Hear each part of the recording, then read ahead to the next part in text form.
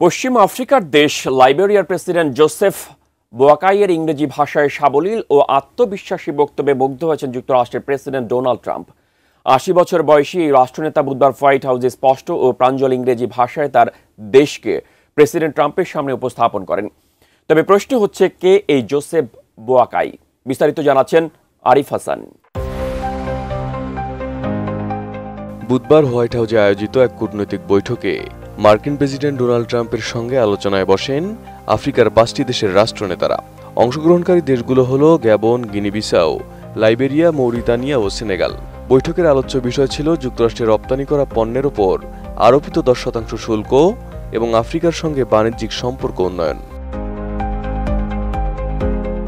এ সময় লাইবেরিয়ার প্রেসিডেন্ট বোয়াকাই তার ইংরেজি বক্তব্যে প্রেসিডেন্ট ট্রাম্পের প্রতি কৃতজ্ঞতা প্রকাশ করেন তাকে হোয়াইট হাউসে আমন্ত্রণ জানানোর জন্য।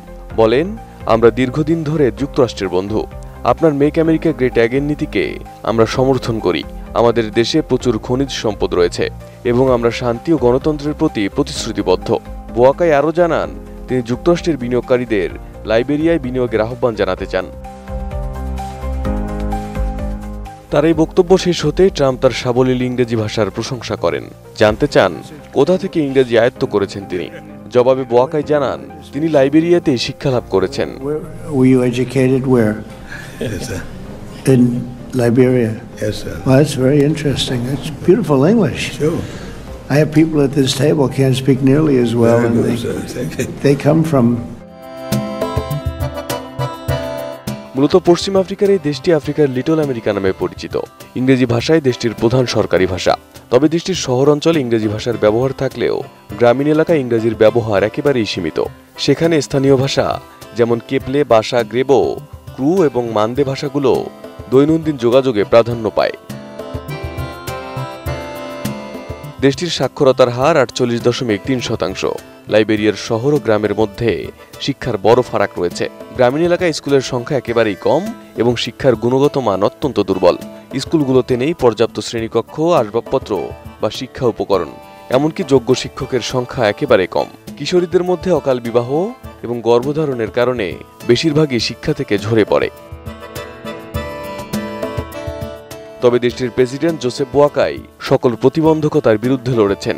১৯৪৪ সালের ৩০ নভেম্বর লোফা কাউন্টির ওয়ারসঙ্কা গ্রামের কিসি জনগোষ্ঠীর এক পরিবারে জন্মগ্রহণ করেন। শুধু শিক্ষার জন্য প্রায় ৩০০ মাইল হেঁটে মনরোভিয়ায় গিয়েছিলেন বোয়াকাই, যা তার দৃঢ় সংকল্পের প্রমাণ। ২০০৬ থেকে ২০১৮ সাল পর্যন্ত প্রেসিডেন্ট এলেন জনসন সার্লিফের অধীনে লাইবেরিয়ার ২৯তম ভাইস প্রেসিডেন্ট ছিলেন বোয়াকাই।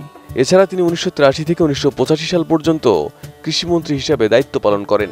বোয়াকাই ২০১৭ সালে প্রেসিডেন্ট নির্বাচনে জর্জ ওয়েরার কাছে পরাজিত হন। তবে ২০২৩ সালের নির্বাচনে তিনি ওয়েয়াকে পরাজিত করে প্রেসিডেন্ট নির্বাচিত হন।